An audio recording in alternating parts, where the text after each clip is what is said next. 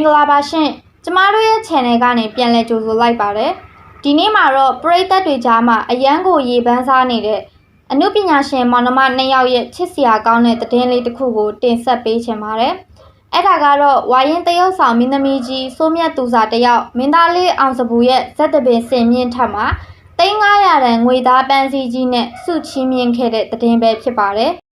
ပဲခူးမြို့ရဲ့အထင်ကရရွှေမော်တော်ဖျားပွဲ6ရက်မြောက်နေ့မှာအောင်စပူတို့ဇက်အဖွဲ့ကားပြဖျော်ဖြေနေတာဖြစ်ပါတယ်ဒီပွဲကိုမာကြီးစိုးနဲ့အတူတရုတ်ဆောင်စောင်းယွန်းဆန်ဘီလီယံနာမိုးကုမ္ပဏီတို့ကအဖွဲ့သားတွေပါတွားရောက်အားပေးခဲ့ကြတာပါ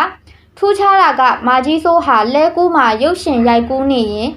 ညဘက်9ရက်4ရတော့မောင်လေးဖြစ်သူအောင်စပူရဲ့ကားပြမှုကိုပထမဆုံးအကြိမ်လာရောက်ကြည့်ရှုတာဖြစ်ပါတယ်ဒါတင်မကသေးပဲအောင်စပူအတွက်အမတ်တရ3,500တန်ငွေသားပန်းစည်းကြီးကိုလည်းလက်ဆောင်ပေးအပ်ခဲ့တယ်လို့ပရိသတ်တွေကိုလည်းအင်ဂျီလက်ဆောင်တွေဝေငှပေးခဲ့ပါသေးတယ်ကျမတို့ channel ရဲ့အမြင်ကိုပြောရမယ်ဆိုရင်မာကြီးစိုးရဲ့ဒီလောက်ရက်ကအရန်ကိုလေးစားစရာကောင်းပါတယ်ဘာလို့လဲဆိုတော့သူကိုယ်တိုင်ပြောပြထားတာကသူဟာဆိုင်းတန်ကြရင်ကြောက်တတ်တဲ့သူတယောက်ပါဒါပေမဲ့မောင်လေးဖြစ်သူအပေါ်ထားတဲ့စေတနာအနုပညာမောင်နှမအချင်းချင်းပံ့ပိုးခြင်းတဲ့စိတ်ကြောင့်အဲ့ဒီကြောက်စိတ်ကိုဘေးဖယ်ထားပြီးစင်ပေါ်အထိတက်ခါအားပေးခဲ့တာဟာတကယ်ကိုအနုပညာအဆင့်အတန်းမြင့်မာတဲ့ပြရုပ်တစ်ခုပါပဲနောက်ထပ်စိတ်ဝင်စားဖို့ကောင်းတာကမင်းသားလေးအောင်စပူဟာအခုနောက်ပိုင်းမှာလူငယ်မင်းသားလေးတစ်ယောက်အနေနဲ့ဇက်တပင်လောကမှာတဟုန်ထိုးအောင်မြင်လာသူပါမာကြီးစိုးတို့လိုဝါရင်မင်းသမီးကြီးတွေကအခုလိုမျိုးပံ့ပိုးပေးတာဟာအောင်စပူအတွက်တင်မကပဲဇက်တပင်လောကတစ်ခုလုံးအတွက်ပါအားတက်စရာဖြစ်စေပါတယ်အောင်စပူဘက်ကလည်းဘီလီယံနာမိုးဖွင့်ပွဲတုန်းကကူညီပေးခဲ့ဖူးတဲ့အတွက်အခုလိုမာကြီးစိုးကအပြန်အလှန်ကျေးဇူးဆက်ပံ့ပိုးပေးတာကအနုပညာလောကရဲ့လှပတဲ့မိသားစုစိတ်ဓာတ်ကိုမြင်တွေ့ရတာပါ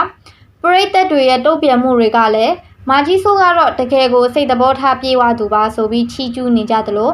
အောင်စပူလေးကတော့လူကြီးတွေရောပရိသတ်တွေပါဝိုင်းချစ်ရတဲ့မင်းသားလေးပါပဲဆိုပြီးမှတ်ချက်တွေအများကြီးပေးနေကြတာကိုတွေ့ရပါတယ်ကဲပရိသတ်ကြီးရောမာကြီးစိုးနဲ့အောင်စပူတို့ရဲ့ဒီလိုချစ်စရာကောင်းတဲ့အနုပညာမောင်နှမဆက်ဆံရေးအပေါ်ဘယ်လိုမြင်ကြသလဲရှင်